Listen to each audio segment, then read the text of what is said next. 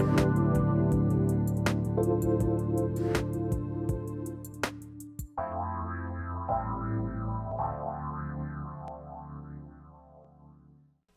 everybody. Welcome to the Christine Upchurch Show and the Vibration of Change. So glad to have you here today. You may notice if you've been watching the video from week to week that I'm back in a place where I've got decent internet, a little less glitchy, little less nature. It's a balancing act. Before we go any further, I want to say hello to the people behind the technology who allow you to hear these wonderful conversations. Olivia at Transformation Talk Radio. Good morning, Olivia. Good morning. How are you? I'm doing well, thank you. How are you? I'm doing great. And Benny, I miss seeing you in the studio at KKNW. You're there doing your magic again today. Thank you so much. How are you doing? Oh, you're quite welcome. And yes, my magic tricks I have to keep up on them, like plentiful. I mean, it's just I have to. I mean, I've got to be like, the man behind the curtain, I guess, so to speak. I could do that, or sleight of hand, and Olivia could be my assistant on stage. We'll make it work. Well, can we do a vaudeville act together? Hey, now we're talking. I like that. Yeah. I'm excited about our guest today because she epitomizes how life often doesn't take you down the path you expect, and how you can end up coming full circle in mysterious and magical ways that helps you to feel complete. But before we introduce her, we're going to take a quick 60-second break and make sure everything is in alignment. Stay tuned for the other side on the Christine Upchurch Show. The vibration of change, that magical place where life shifts from struggle to ease, from stagnation to forward movement, from old ways of being to new ways of becoming. If you're like I am, it can be rather elusive to get there, but when you are in it, you feel it down to your very core, don't you? And it can positively affect everything in your life, from your relationships to your health and well-being, from your career path to your abundance, from the quality of that inner connection to the fullness of your self-expression. On the Christine Upchurch Show, we explore ways to get into that vibration of change with experts in the fields of consciousness, psychology, spirituality, health, healing, and science. Join me, Christine Upchurch, every Friday at 11 a.m. Pacific Time, 2 p.m. Eastern Time on KKNW AM 1150 and Transformation Talk Radio, and learn new ways to step into your vibration of change.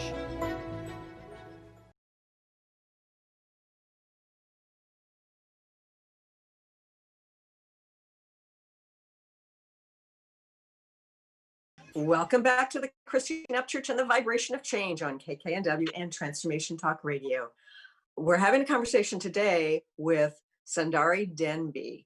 She is an interesting mix of the scientific mind and the intuitive, the spiritual and the concrete. And I'm going to tell you a little bit about her history. Her life has been an intimate mixing of metaphysics, science, and music into a seamless solution of self, is what she says. She has a lifetime career as a chemistry professor. Love that. And chemical, and she has degrees in chemistry and chemical physics from the University of Michigan and the University of Chicago. So heavy duty science. She was a chemistry department chair and interim college division chairperson at the 25,000 student Diablo Valley College.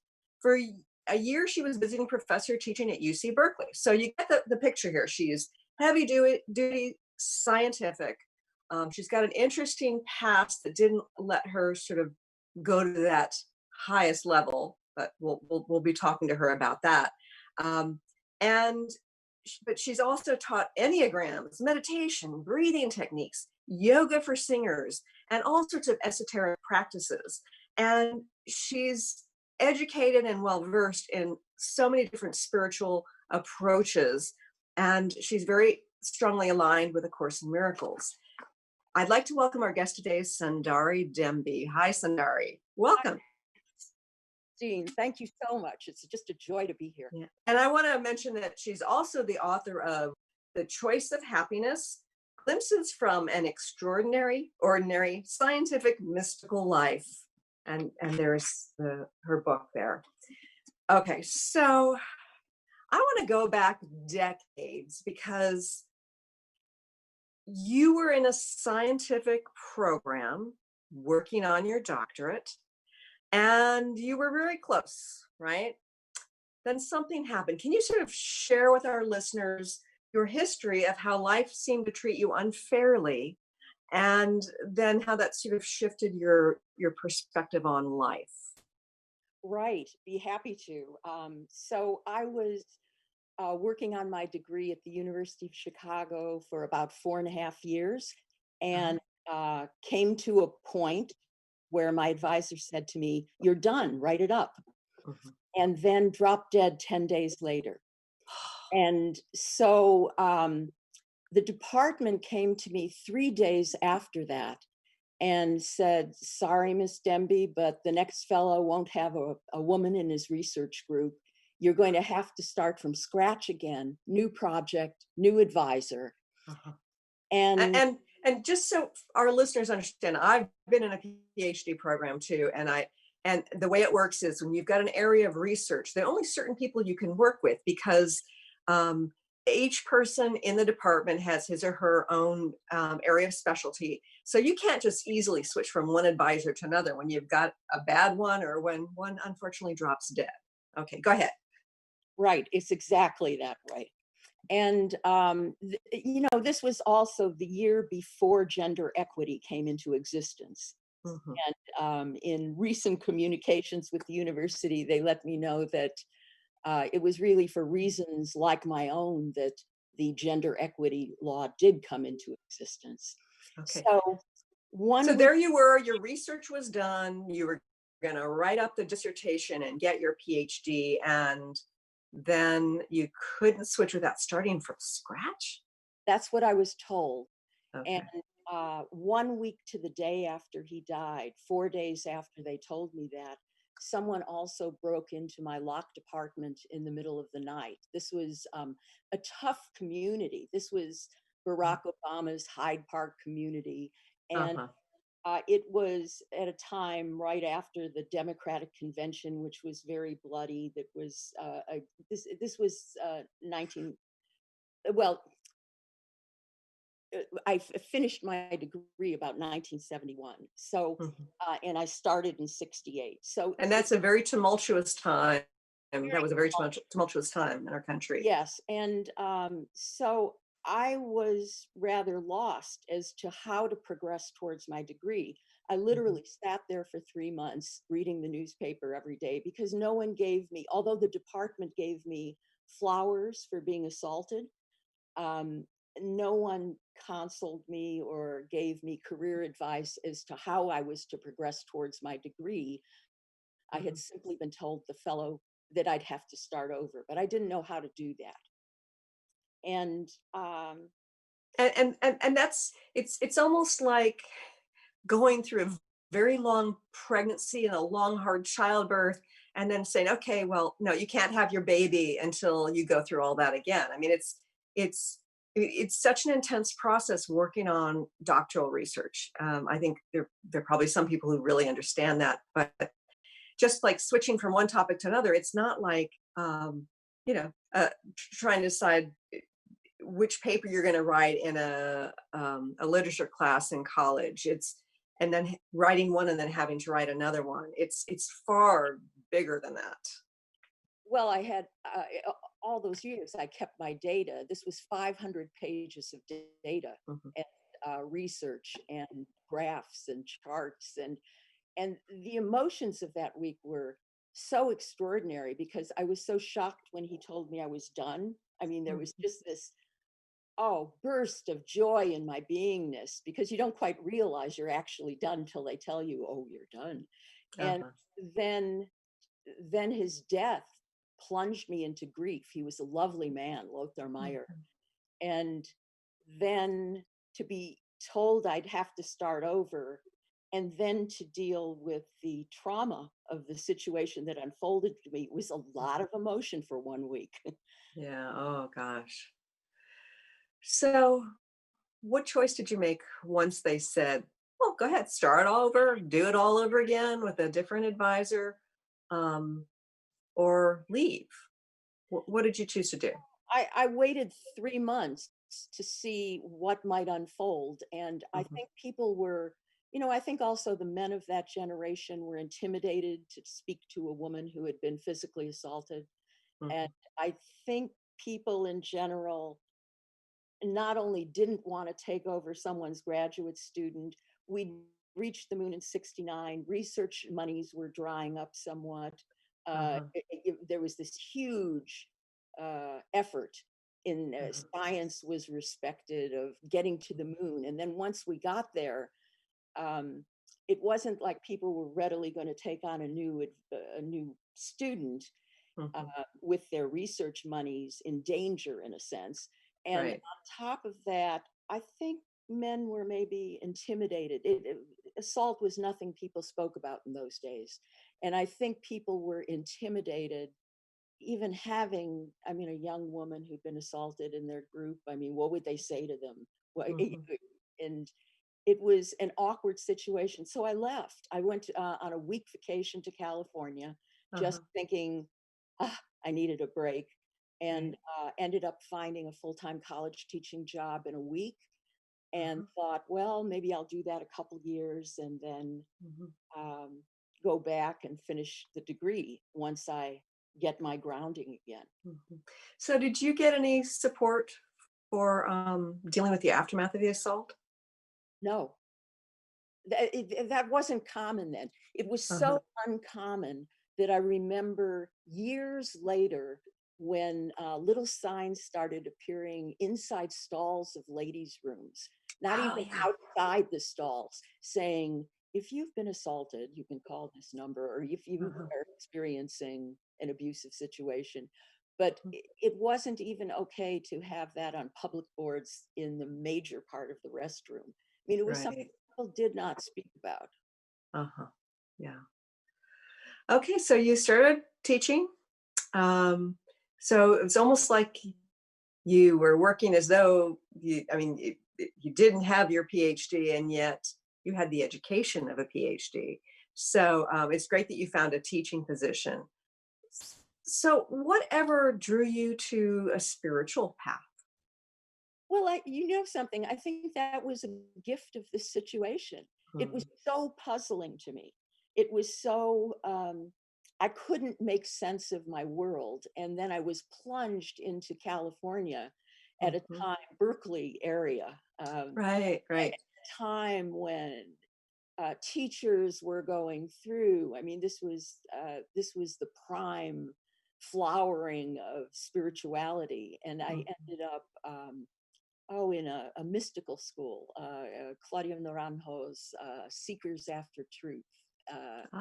And it was like he would bring us teacher after teacher. I would guess I was exposed to 20, 30 major gurus, Rinpoches and Hindu paths. And I ended up teaching with him, 3 or 4 years, Enneagram material. And really, besides my teaching, I was probably doing, I bet 30 hours of spiritual work a week.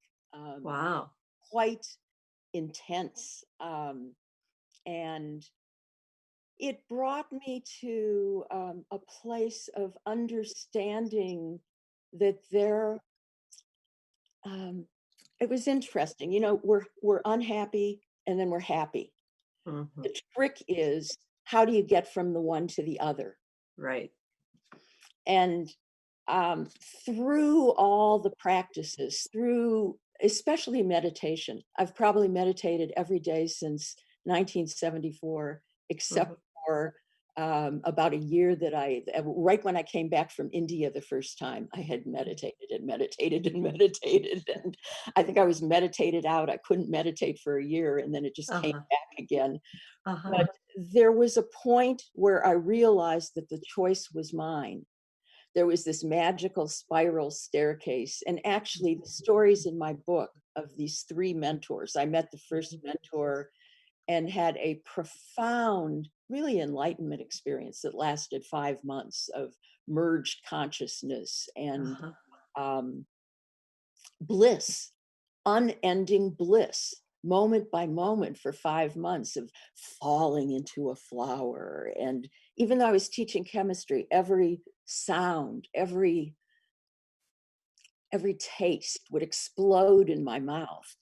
And what I learned was that it was like I'd put a bar up between unhappy and happy. And that lifted at that point. So even though I might not choose happiness every instant now, I know how to get there. And I know where that spiral staircase is in myself. And I realize it's my choice. It's my choice to walk into that space. And I have a lot of tools that I use to get there. Okay, so you've mentioned meditation. I think there are probably a lot of people listening right now who are, they've been on their journeys for a long time and, very, very conscious. And yet with some of the stressors today, with some of the upheaval, whether it's financial, career related, suddenly fearing our neighbors, because of this unseen virus. How does somebody get from the stressors of life, however extreme they are, up that spiral that you're talking about? Well, I've sort of put my lifetime together, and I really have 5 suggestions for people. So the first is allowing. And when I think of allowing, if you don't allow all, ALL, you're left with OW, allow. And I like that. Say that again. That's a great way of viewing it.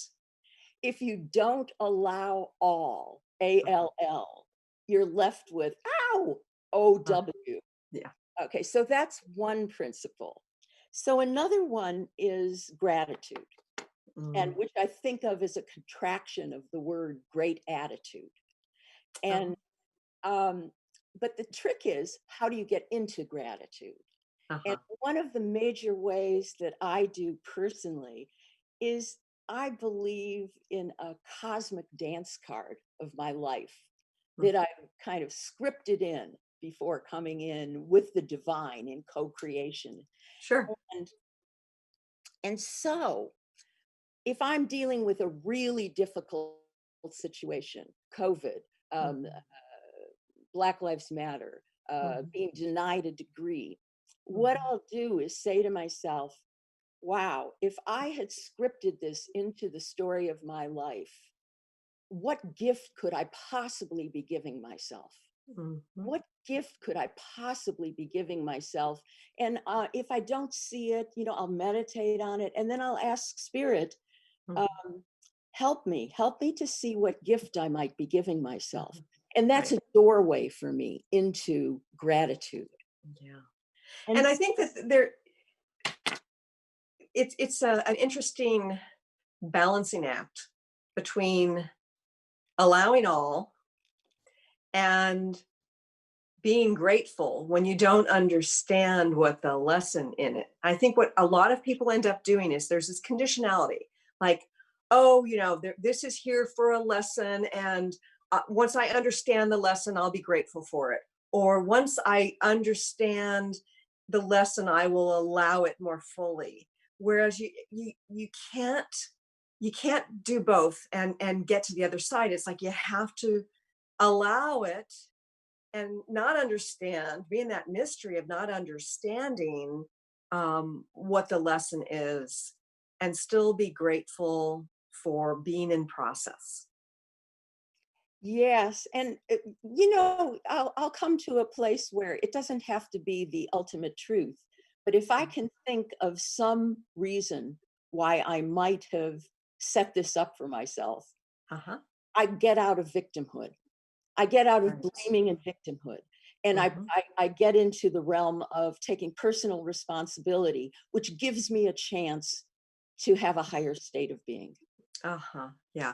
And I think that, again, we're in a situation where it's a bit of a balancing act, because I think that sometimes in the sort of the new age perspective, somebody will look at another person who's got a severe illness and say, how did they bring that on? What you're saying is, let's look at the higher perspective. it doesn't mean that there's fault, like self-blame. It means that it is about a higher lesson that the soul is learning with that restrictive experience. Yes. It's funny. I'm thinking of this one paragraph in my book that I got like right out of the energy session of each of our lives is perfect. There's Uh-huh. there's can I read a part of it? Or is You betcha, please. each of our lives is truly perfect. There is nothing that can be changed. Our destiny has been planned from the moment we originated. So truly, there is nothing to do. Who you meet and marry is all of that is already mapped out. Take a deep breath. You can relax into the very fabric of your life. You don't have to struggle. There is no way to be wrong. Mhm. There's only the choice of how to react to what is happening. Uh-huh. Relax into the gift of the exact life God has given you. It is your own perfection. It is your perfect service. Feel God breathing you each and every breath, each struggle, each situation, each person, the hard and the easy, is the exquisite perfection and exact flavor needed for the constant upliftment of your soul. And Beautiful. somehow when I got that philosophy, true or not, Mhm. it's the only way I can step out of personal guilt in the fabric of my own being. Ah. Because if I truly believe that things are unfolding perfectly, no matter how Mhm. terrible they might look, Right. and that it's not my fault, there was nothing I could do, Uh-huh. then I can just do the best I can in the moment. Mhm. Yeah. Yeah, that's And, great. um, So that was two tools so far, the allowing and the gratitude. What so, else? so another is forgiving. And I think of this word having a hyphen in the middle, being Okay. forgiving. And actually, personally, I see no difference between forgiving and forgiving. Please explain more. Okay. Um, if you're not in a state of forgiveness, you've put up a wall. You can't move towards. You can't get into the give and exchange. It's, Mhm. I have a 4-step method I used with Chicago, and it's always looking at the person, always knowing there's a win-win solution, Mhm. always looking at the person as your solution rather than your problem. Uh-huh. So even in the slightest actions, I'm calling, I don't know, the dentist's office about a wrong bill. I've been overcharged. Okay. Uh-huh. And a lot of times I'll catch myself in the middle of the call and I'll be angry, and it's Uh-huh. like, I've been charged wrong. And you can take that attitude, or you can take the attitude of, wow, you're my solution. And I'm going to give really my blessing to this situation Mhm. to allow you to step up and solve my problem for me. Uh-huh. And That's great. we're a team then. Right, right. And also, from a higher level perspective, we never can understand going into it if there's some higher purpose, not just to come together as a team in that sense, but also it could be that um, that person's dog had died the day before, and for some reason the conversation will go that way, and you'll be the perfect person to support them. That kind of thing has happened to me so many times where I think, there could be some conflict, and it's like, then I understand, oh no, I'm put here for a very good reason to support this person. And so it was no mistake at all. What you're saying is incredibly true. And I would say that 90% of those situations, when I take that attitude and I catch myself in Uh-huh. that way and really come from the place of what can I offer this situation, we end up in like a holy instant with each other. Mhm. An amazing state. I mean, Yes. I've ended up, I don't know, singing the Lord's Prayer in Aramaic for the mosquito vector guy. who comes to the house. It's Uh-huh. there's these amazing So moments tell happen. that story. Tell that story about like that. That seems like a really strange thing to do. What was his reaction? Oh, we've become good friends, the mosquito vector guy. And Yeah. he's it's like we have such joy in seeing each other, and we sail together in worlds of bliss. Um, and really, this can happen, with the garbage man, and Uh-huh. it's being people are amazing. It's not only that I have an extraordinary, ordinary life, it's that each of us does. Yes. If we but could see our the jigsaw puzzle of how we're fitting in to get in with the whole, the Mhm. holographic and fractal natures of each of our lives, it's Right. extraordinary. I remember the moment I was in the CERN Hadron Collider in Geneva with Lee Carroll, Greg Uh-huh. Braden, and Greg showed us a movie of Edgar Mitchell going around the dark side of the moon. This was in Uh-huh. 2017. And I'm watching this movie. I'd seen it before. And Uh-huh. all of a sudden, I look at the dates. My consciousness was a little more expanded because I'd seen it before.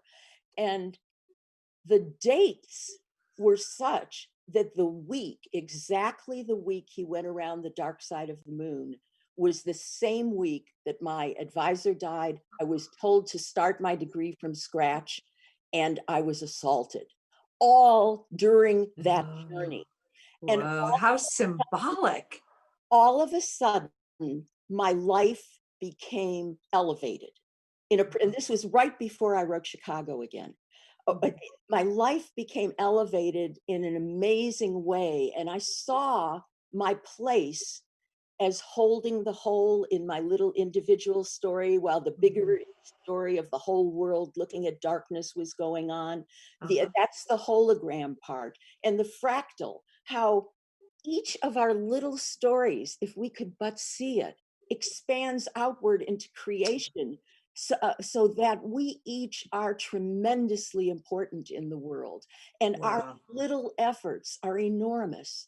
And it uplifted me into a place where I think it added strength for the part of my story you didn't say is that 2 years after I would have published this research, someone published virtually the same research and won the Nobel Prize for it. Oh my goodness. Okay. We have to go to a quick break, but we want to hear more about that, more about spiraling upwards towards happiness and how you finally got your due. Stay tuned for more with Sundari Dembe here in just a few moments.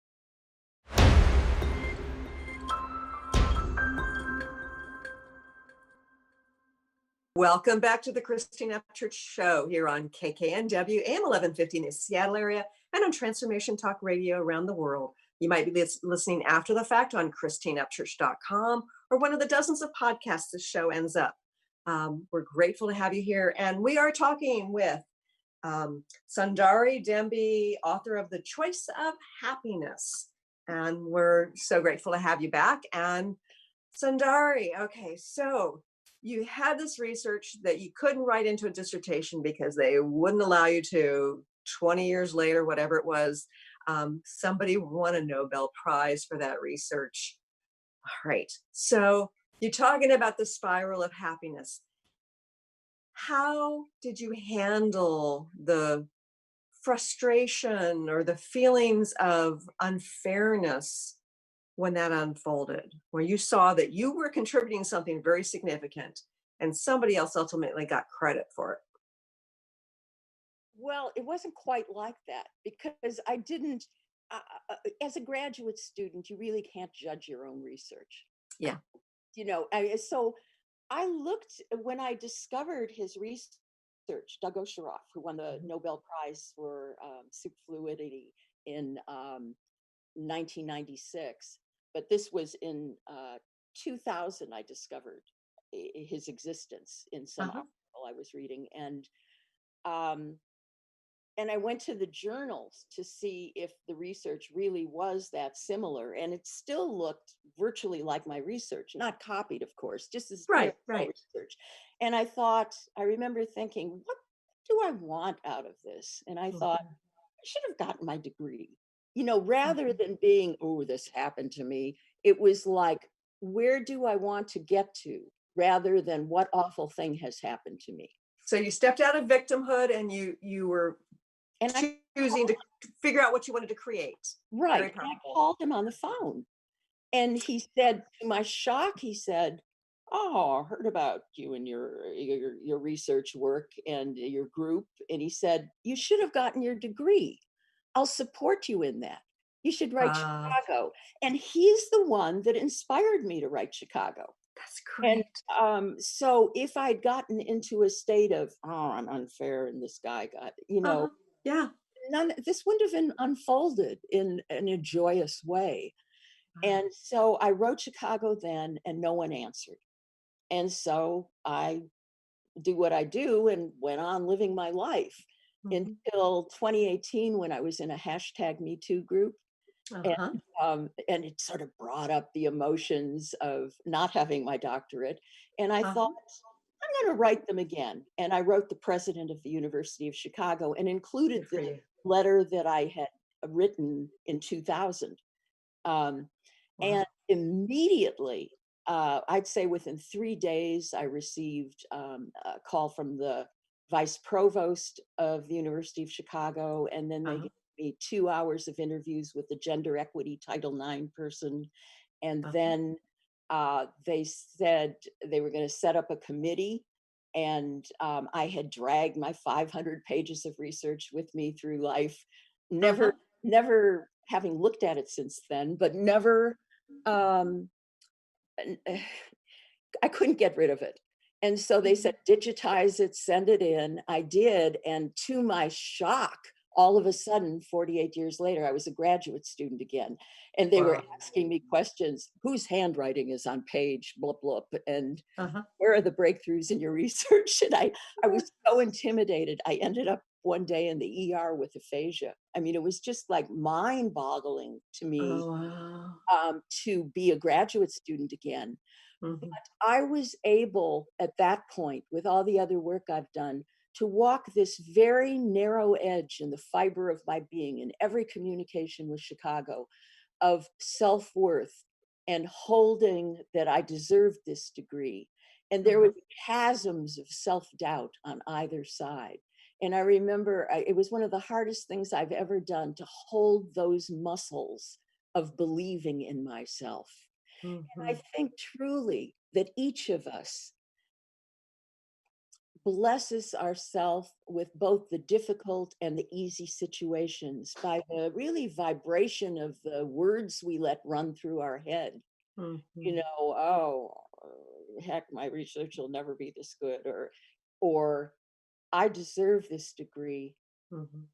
I should be given this degree. And Uh-huh. by that time, I was conscious enough to use consciously a 4-step method with Chicago.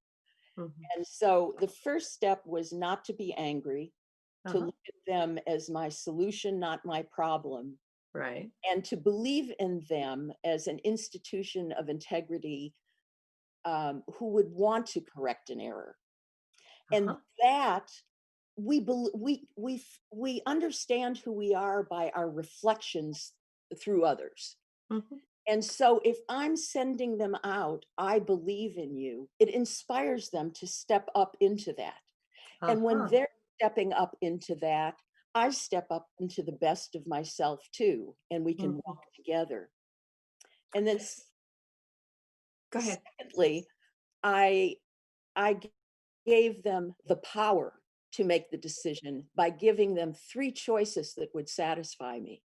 So instead of saying, you need to do this, Uh-huh. I said, Listen, either give me my degree, or if you can't do that, give me an honorary degree. Or if you Uh-huh. can't do that, I have a lot of, I was barred from doing research.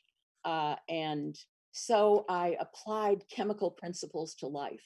And my book is full of chemical principles applied to 9/11, to society, to parent-children relationships, to many aspects of life. Mhm. And I said, maybe you could use my book as a thesis. But they felt so inspired by my confidence in them to make this right. Uh-huh. They stepped into the realm of really inspired creativity. They gave me a full doctorate Uh-huh. in chemical physics with no dissertation. And I believe I'm the only person in the history of the University of Chicago to be in that position. That is fabulous. So it is Dr. Sundari Dembe, I didn't want to give that away earlier in this conversation because it's such an integral part of your story that if there's this surprise ending or it's a continuation of something. And I think about the gift that you gave these professors there at the university who you gave them the opportunity to right a wrong, and whether or not they understand the importance of that role, I mean, it creates this vibrational shift of something that has been wronged that is now righted. And that seems like a really important gift that they not only gave to you and to women in general, but that you gave them the opportunity to give to themselves. We've ended up in a love fest together. I'm in these little communication sharing life with, I would bet, 4 or 5 administrators there at Chicago still. Uh-huh. And they're reflecting back to me that they're inspired by me, and I'm reflecting back to them the gratitude of supporting me in this journey. And Uh-huh. it's amazing. You can step into this space of pure, unbelievable joy together. So they actually asked me, they were going to pay my way back to be in conversation with the provost, Oh. the new provost of the University of Chicago, at their alumni reunion weekend, which was canceled because of COVID. But Right. um, there's this amazing relationship. And I think there was one other principle I wanted to mention of Mhm. steps, and that was giving up outcome. And Yes. because it's such a big deal. If I had held on to the only thing you can possibly do to be right in this situation is Mhm. give me that degree, then you're Uh-huh. putting pressure on them in Right. a way that there's an internal resistance. Uh-huh. Whereas it wasn't that I didn't want that outcome, Uh-huh. but if I see myself still having a good life, whether or not I get that outcome, even though I do want it, it Uh-huh. takes the pressure off them. And I think that when we have that attachment, the personal attachment to outcome, that it keeps us from that allowing piece that you were talking about, right? It keeps us from sort of embracing the now, which is an important, I think on a quantum physics level, it's a really important way of moving forward. Okay, Do- before I ask, okay, go ahead. One other thing about outcome there, I once was at a Beatles revival concert, Uh-huh. and they were singing, "All you need is love, boo, boo, boo, boo, boo." And I heard at that point, "Love me your solution, live me your agenda, make my Mm. day." And somehow it helps me give up outcome. And I say that every morning at the end of my meditation process, and Uh-huh. every evening before I go to sleep, and feel that there are even better solutions than I could possibly think up for myself Yes. available if I Uh, but opened up the forum of what outcomes could possibly happen to me. right. Never in 10 million years would I have believed that they would give me my full doctorate Yes. after 48 years with no Right. dissertation. So Yeah, yeah. And I think about that as a healer over the years. People would come in to see me hoping for something, something to get fixed, forgetting that they had lived with something chronic for 20, 30 years that suddenly disappears. Or they get a different kind of, you know, different kind of gift, within a few days of the healing session, they meet the love interest of their life. It's the kind of thing where the universe can surprise us if we allow it. Exactly. Yeah. Before we go any further, and our hour runs out, I want to make sure people know how they can connect with you. What's your website? SundariDembe.com. Why don't you just go ahead and spell that? SUN, like the sun, DARIDembe.com. Yeah, SundariDembe.com. Okay, so I know you've got a whole lot of analogies between chemistry and life. And I find it really fascinating. Can you share with our listeners one of these connections? Sure. I think the one that pops up for me right now is what I call the chemical law of chaos, which is actually the second law of thermodynamics, which is that the disorder of the universe must always increase. Okay, and it's a mathematical thing. It's entropy delta S is greater than or equal to 0. So, and entropy is entropy is chaos in scientific terms. Yes. Disorder. Okay. And so the thing is, at times like these, at times like 9/11, the entropy is extraordinarily exploding with the COVID virus around the world, with Black Lives Matter. And what that is doing is numerically taking care of the disorder that must increase, thereby allowing negative values to happen, great negative values, in ways that aren't possible in a non-chaotic time. That is to say, one-pointed systems can come into existence. What are one-pointed systems?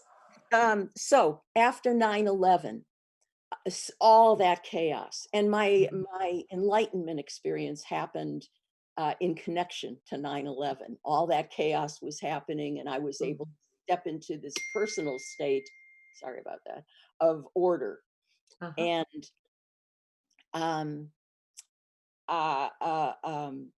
so I'm sorry.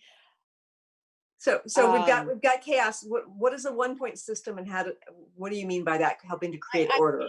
I mean that you feel more peaceful, that you feel more at rest, that in New York there was philanthropy happening. There was a sense of global community that we didn't have really before that point. There was a sense of institutions shifting to be more compassionate. And I think our present times have opened a window whereby new institutions will be coming into being, new ways of policing, new ways of economic systems. And truthfully, I'm not terribly political, but I look at someone like Trump and I say, wow, who better to create global chaos at a time? I mean, this man is doing a service in that chaos is spreading. What that does is make people less spiritual couch potatoes, more open to new systems of education, to new systems of economics, to new ways of dealing with problems that we feel we knew the solutions before.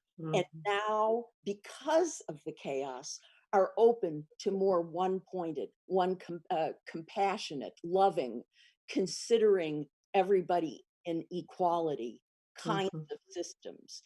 So it's the chaos itself that opens these windows. It's not that they come into existence in spite of it, but almost because of it.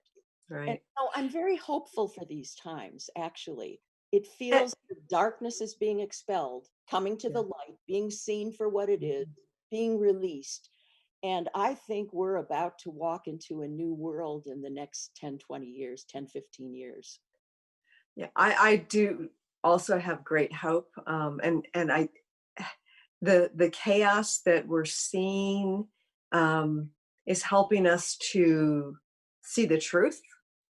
And if we come to this place of allowing, not like we want to keep things this way, but by allowing, it means that we are going to be willing to truly see what is on multiple levels, that it's only through that point of view that allows us to really decide on a heart basis, on a soul basis, on an intellectual basis, what it is we want to create.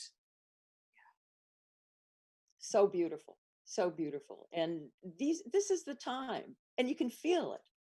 You can feel it. I mean, it's always, we always have a choice, the love and the fear. We can always look at a person, at society, at any situation, and we Right. can see the darkness in it, or we can choose to see the light. Yeah. And it makes all the difference to how we feel personally.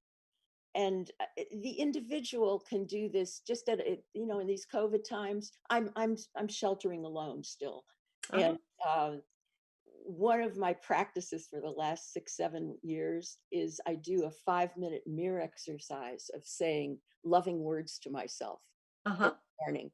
And it has gradually become my conversation with the divine.